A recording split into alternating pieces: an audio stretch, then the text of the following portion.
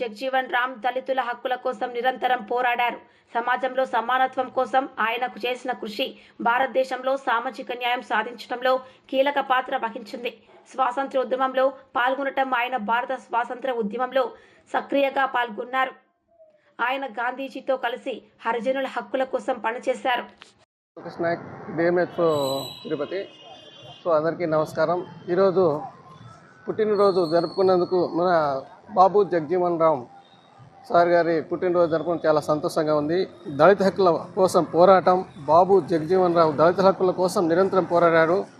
సమాజంలో సమానత్వం కోసం ఆయన చేసిన కృషి భారతదేశంలో సామాజిక న్యాయం సాధించడంలో కీలక పాత్ర పోషించారు. స్వతంత్ర ఉద్యమంలో పాల్గొనడం. ఆయన భారత స్వతంత్ర ఉద్యమంలో సక్రియంగా పాల్గొన్నారు. ఆయన గాంధీజీతో కలిసి హరిజనుల హక్కుల కోసం పనిచేశారు. కేంద్ర మంత్రిగా సేవలు స్వతంత్రానంతరం బాబు జగ్జీవన్ రామ్ అనేక కీలక శాఖల కేంద్ర మంత్రిగా పనిచేశారు. ముఖ్యంగా రక్షణ శాఖ మంత్రిగా 1971లో భారత్ పాకిస్తాన్ యుద్ధం సమయంలో కూడా దేశ రక్షణ విజయవంతం కోసం నడిపారు.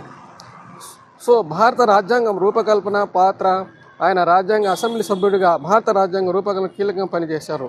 సమానత్వం, న్యాయం వంటి విలువలు రాజ్యాంగంలో స్థిరపరిచేలా ఆయన ప్రణాళికలు ఉండేవి. అందుకోసం ఈరోజు